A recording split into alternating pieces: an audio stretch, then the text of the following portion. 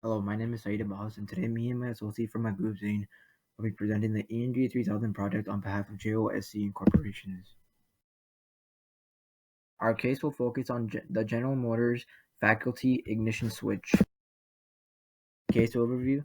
Between 2001 and 2004, the problem with the faculty ignition switch arose in General Motors' small vehicle line. The switch will rotate and turn the engine off and on while it was driving. This resulted in 124 casualties and 274 injuries. In 2004, General Motors refused to recognize the issue, lied to their shareholders, and continuously designed as there wasn't an issue with their switch. Eventually, General Motors accepted that there was an issue in 2005. Engineers also advised General Motors to redesign the switch, and even provided a viable solution, but General Motors made a business decision and rejected the proposal due to it being costly. Meanwhile, it would only cost 90 cents per vehicle to fix. In March of 2014, General Motors recalled over 800,000 of its small vehicle lines. Ethical issues. Engineers and General Motors, the case deals with a variety of ethical issues and means of professional misconduct. General Motors violated 72.2A, 72.2B, 72.2C, 72.2F, 72.2J, 72.2L, 77.1I, 77.1II, 77.2I, and 77.2I because they intentionally chose to ignore the problems with the switch and didn't want to look into the problem. They lied to shareholders, saying that there was a problem, and took more than 10 years to announce the total recall, which is negligent, fails to safeguard life, dishonorable, fails to support investigation, a failure to report safe conditions, unfair to the public, lacks personal honor, decreased the trust of public in engineering aspects of General Motors, and above all, violated their duty to public welfare as paramount.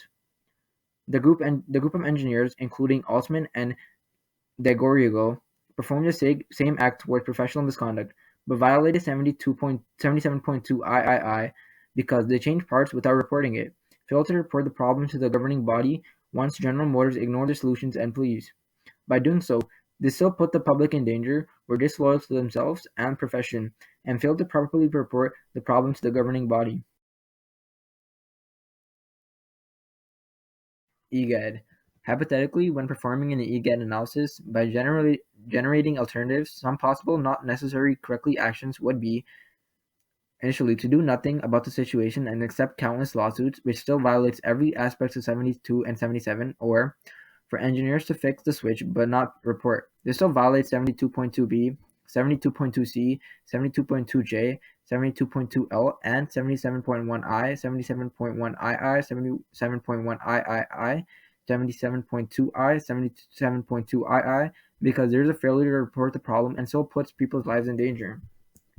Or engineers could fix the switch and report the problem to their corresponding regulating body, which consists of no violations.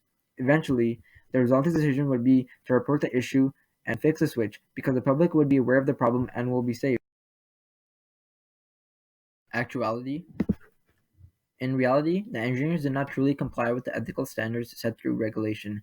Yes, they provided a solution to fix the problem, but at the end of the day, when General Motors refused their designs and refused to notify customers and recall their vehicles, they did nothing until they were told to. Eventually, engineers Gary Altman and Ray DiGarrido, who eventually changed the switch without changing the part number and concealed the document containing the designs, were punished through being put on leave, while DiGarrido was eventually fired.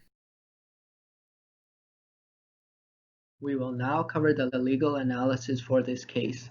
The plaintiff in this case is a family of a victim that died in the crash.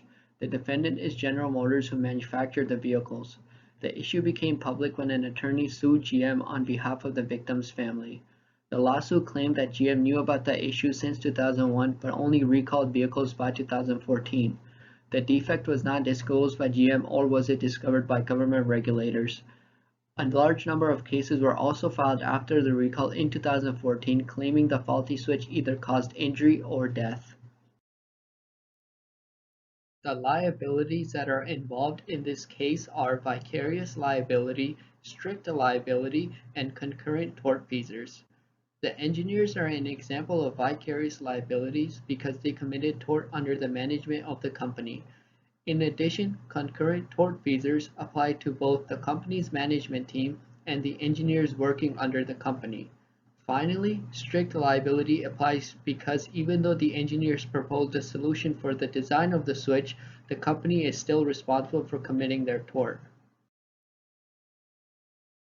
Since the company failed to disclose the threat caused by the ignition switch, it was decided by the United States Department of Justice that GM would recall its 2.6 million defective vehicles, forfeit $900 million to United States, give $600 million in compensation to victims of accidents caused by the faulty ignition switch, and finally pay thousands of dollars in fines.